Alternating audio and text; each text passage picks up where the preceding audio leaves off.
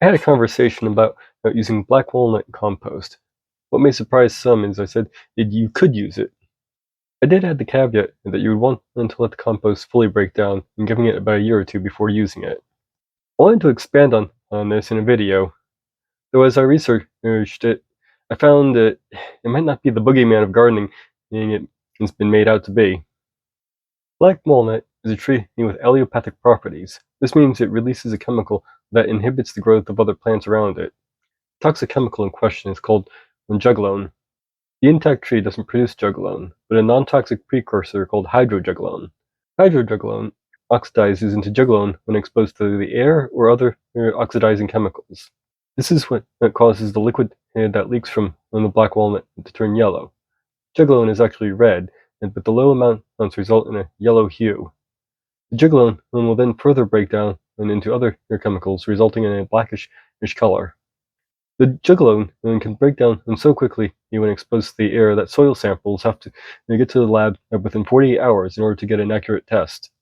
Besides breaking down by being in contact with the air, juglone also is broken down by certain types of bacteria, most notably Pseudomonas petita, which converts the chemical to types of trihydroxymethylenes. If the chemical breaks down so quickly, why does black walnut have such a reputation for being a plant killer? Concerns about the effects of planting near black walnut go back as far as ancient Rome. Before the discovery of it producing allelopathic chemicals, it was thought to be due to dense shade covering.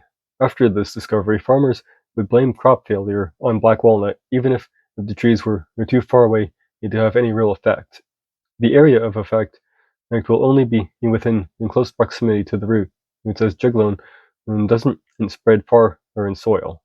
This gives it a range of about 60 feet from the base of the tree. The USDA tried to assure their people that black walnut was safe in 1948, but this didn't convince the public. Most of our research on juglone's allelopathic effects comes from a decade-old study. Much of the research uses juglone and extracts from black walnut applied directly on seeds in a soilless environment. Field tests have resulted in little to no allelopathic effects.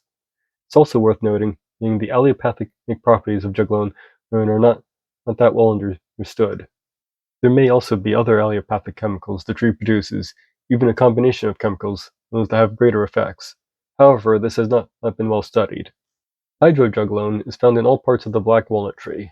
It's mostly concentrated in the roots. From there, it's concentrated in the seed husks and then the leaves. The wood of the tree has the least concentrated amounts of this chemical.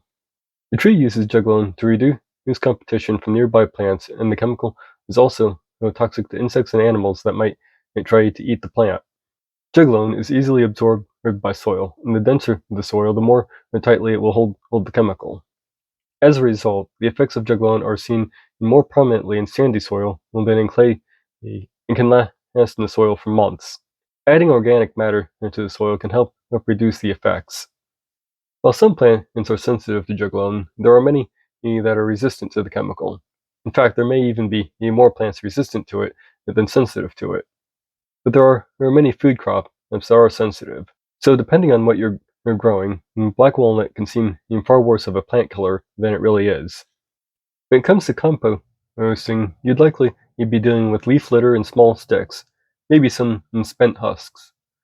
Juglone released by black walnut leaves can range between 5.42 to 22.82 milligrams per 100 grams.